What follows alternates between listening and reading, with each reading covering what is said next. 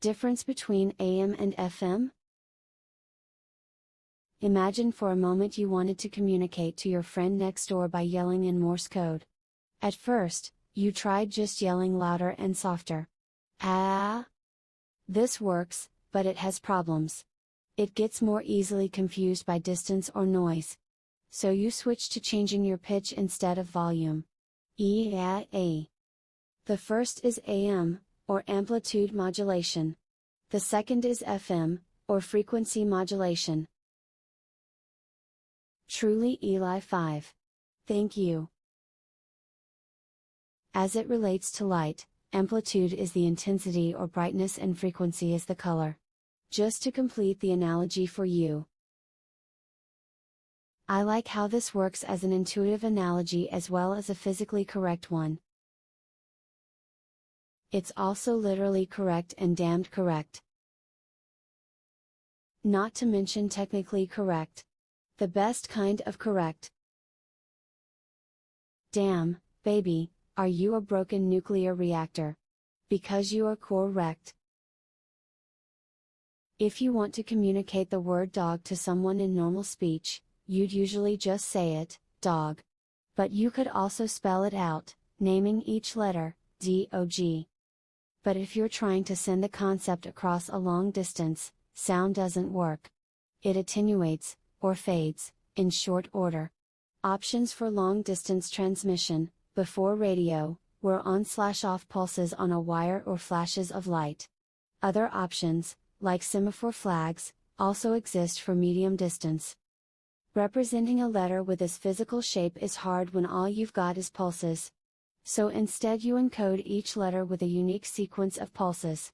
In Morse code, combinations of long, dash, and short, dot, pulses make it easier to tell which letters are which even when they come one right after the other.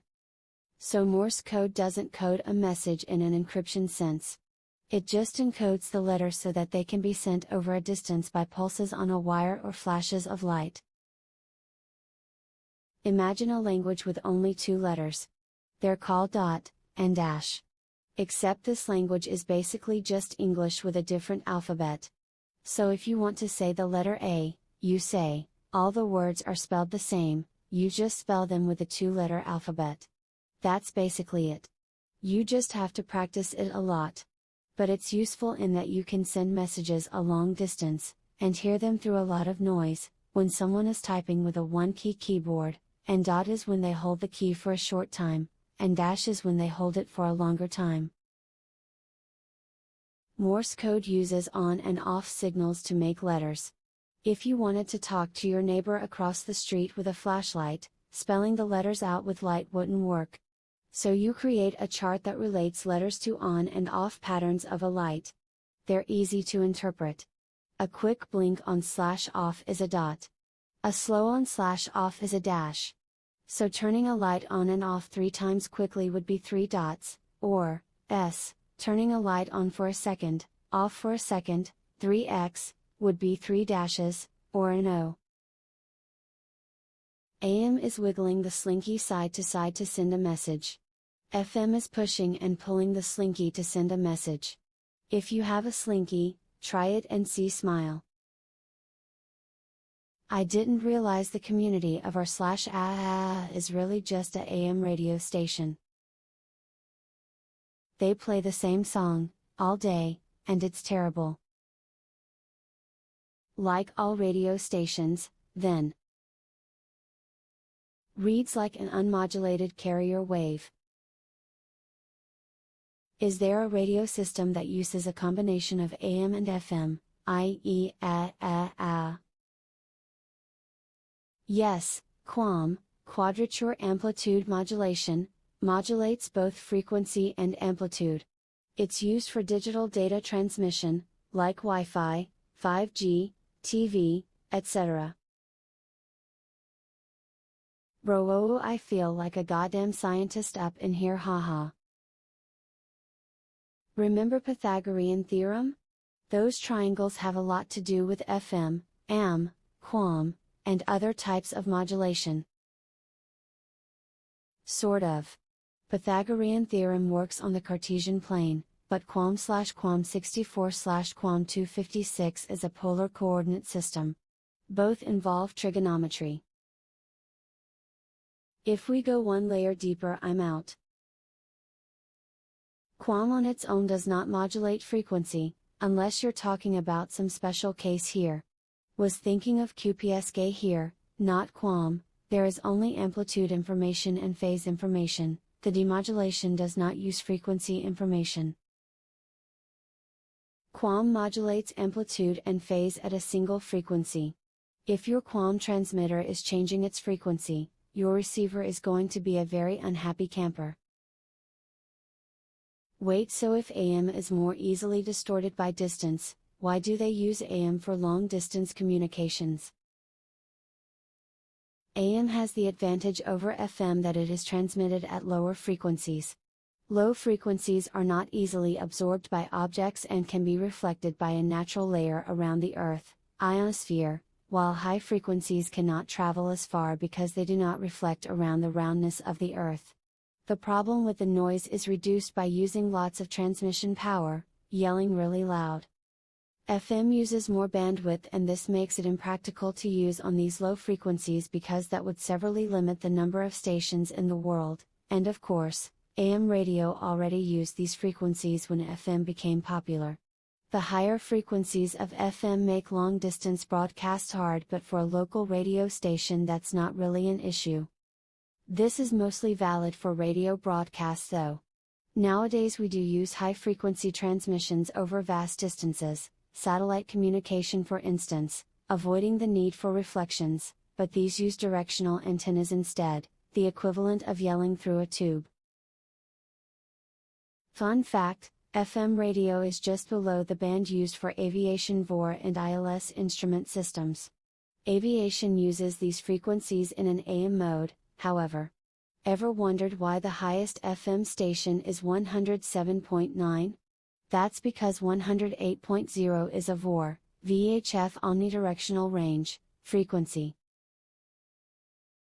Is all the world aligned on AM and FM bands? Are there rogue nations that just insist on driving on the wrong side?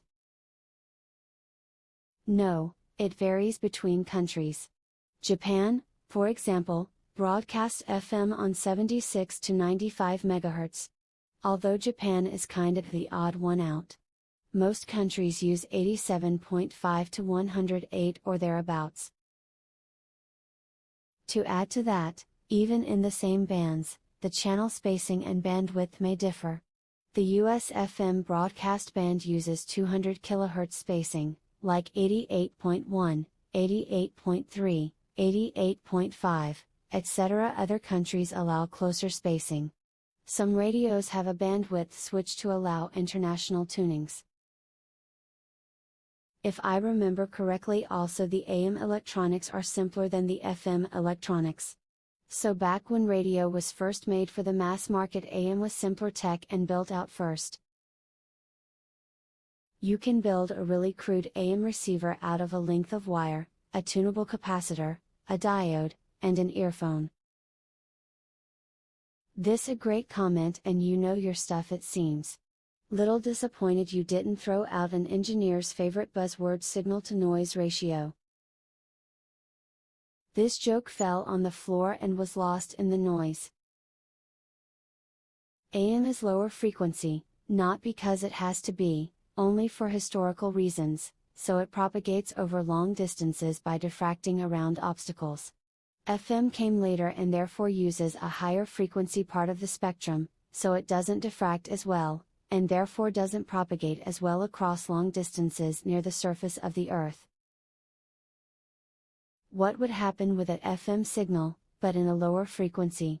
For example, the one that AM uses. User avatar level 5 Jertsawi 3 hours ago middle. Edited 3 hours ago. It would propagate just like AM does. There's a reason to use AM, though, in those long-range radio bands, which is that you can communicate better over a weak AM signal than over a weak FM one. So AM plays to the strength of the longer wavelength, ~1 MHz, band, while FM plays to the strengths of the VHF band, ~100 MHz, about 6 to 7 octaves higher pitch than the commercial AM band. With audio over AM, as the signal gets weaker, the output of the receiver gets gradually noisier and noisier until the signal is drowned out, but you can communicate over the channel with a surprisingly low signal-to-noise ratio. Most FM receivers use something called a phase-locked loop circuit, PLL, a simple predictor/corrector that tries to generate a local copy of the input radio wave.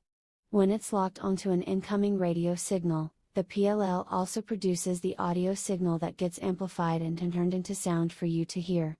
PLLs tend to either lock onto a signal or not, and do not degrade as gracefully as an amplitude system does. If you've ever played with trying to receive a weak station on AM versus FM, you know that the character of the sound is different when the receiver is struggling to pick up the signal. In AM you can hear static rising up to swamp the signal. In FM you generally get choppy artifacts as the PLL locks on then loses lock many times per second.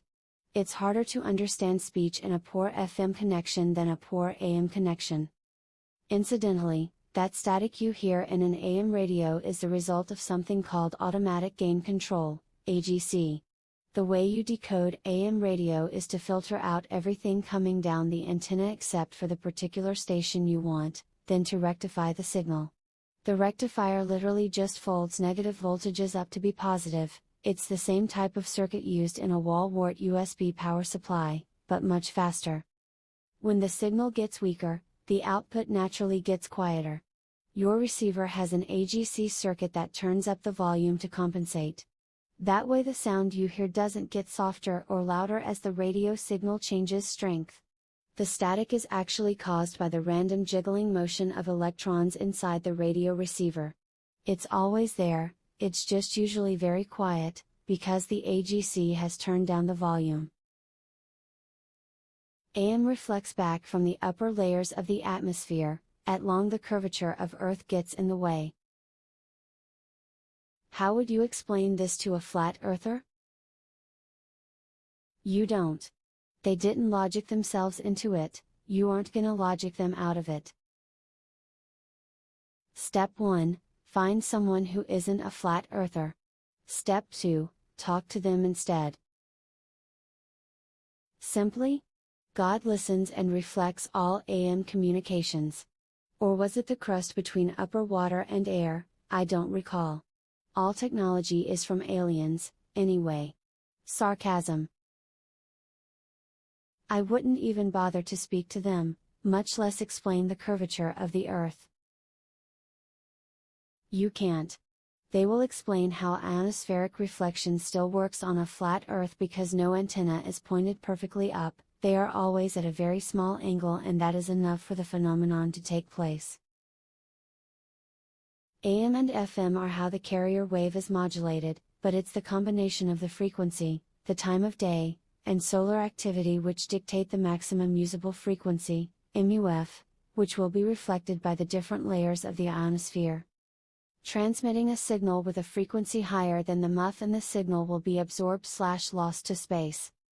Simply, frequencies from around 100 kHz to 10 MHz will be reflected by the ionosphere at night, and frequencies from around 10 MHz to 54 MHz can be reflected by the ionosphere during the day.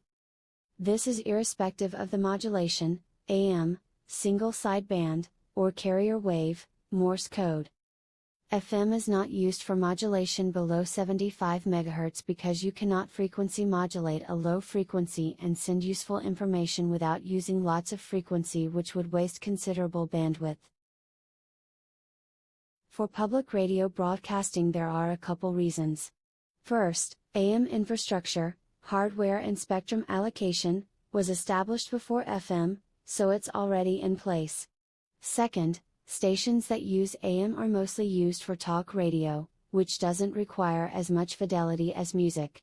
So it gets the job done, and it would be more expensive to change than it's worth. AM travels omnidirectional from the source, FM signals will travel down. Also, AM signals can be boosted by the weather. Which is why FM signals usually want to be at a high point, and in the right conditions, you can pick up AM stations from across the ocean. Yes, I'm serious. Both AM and FM can be omnidirectional or directional. It's completely unrelated to the modulation, and instead has to do with the antenna configuration. Source: was asked. Chief engineer for a 10 kilowatts directional AM station and 25 kilowatts omnidirectional FM station.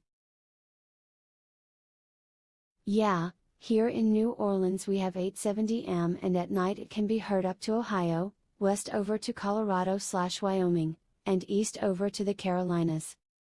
During the day it can easily get parts of Texas, ARC, Mississippi, Louisiana, Florida, Alabama, and GA? Pretty impressive station. 700 WLW in Cincinnati is heard basically everywhere east of the Mississippi at night.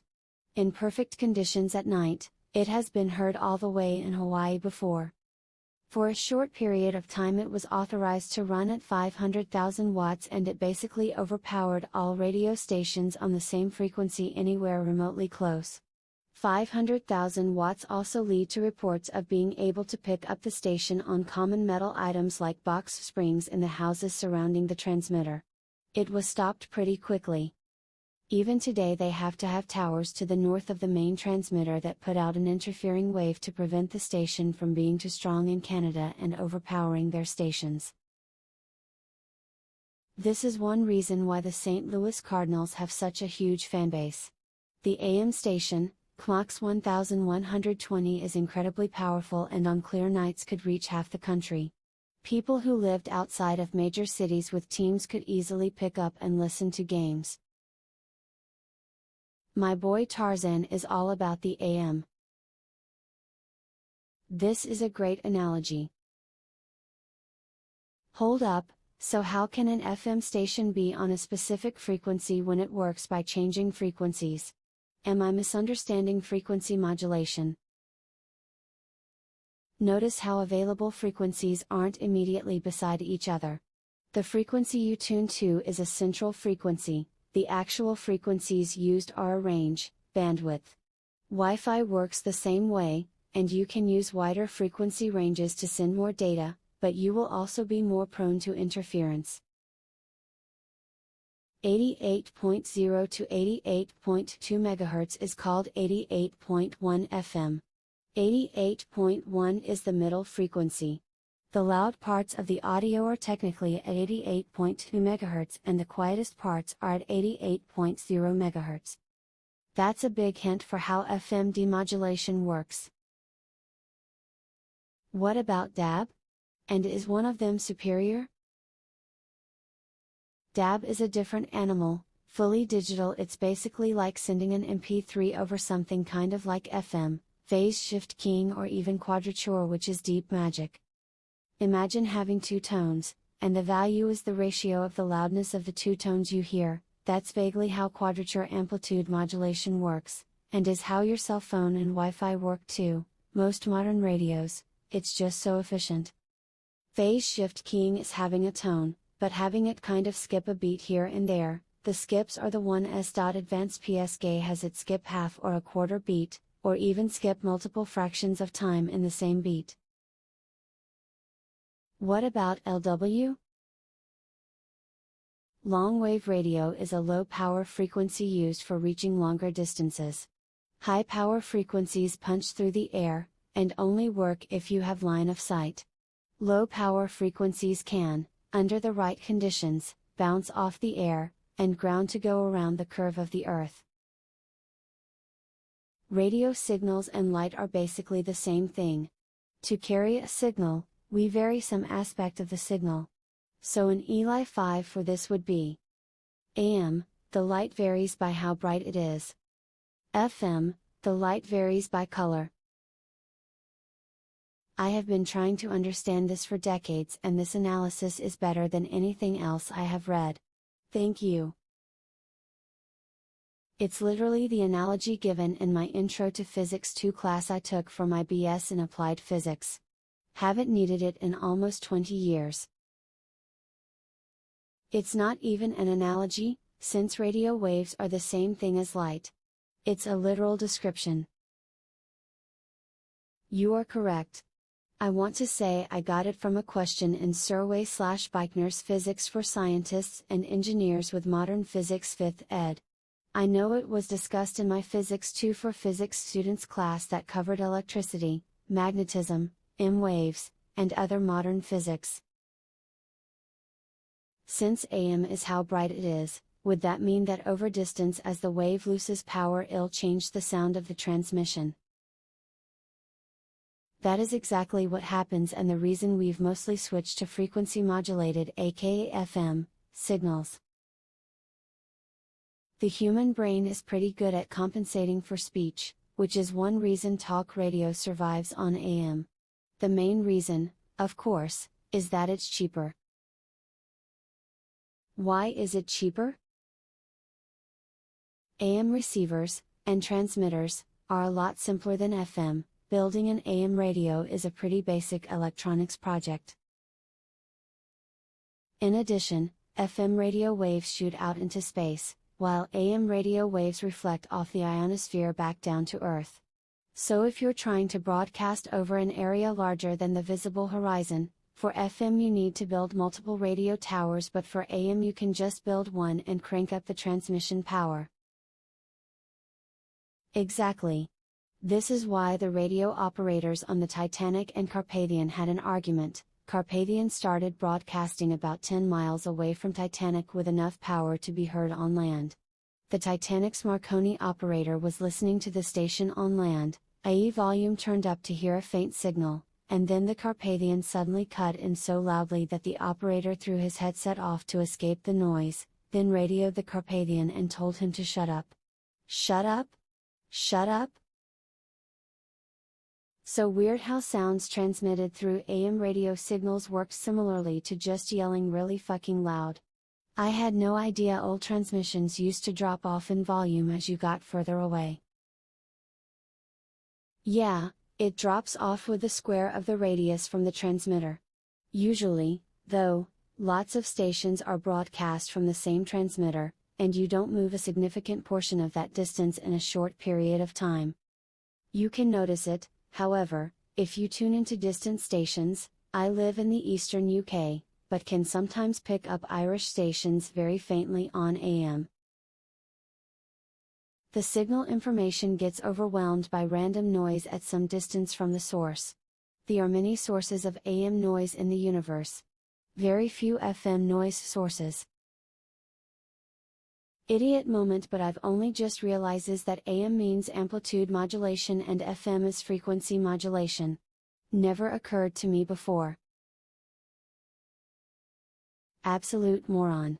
I use that random piece of information every day when I am checking out at the grocery store or depositing a check at the bank.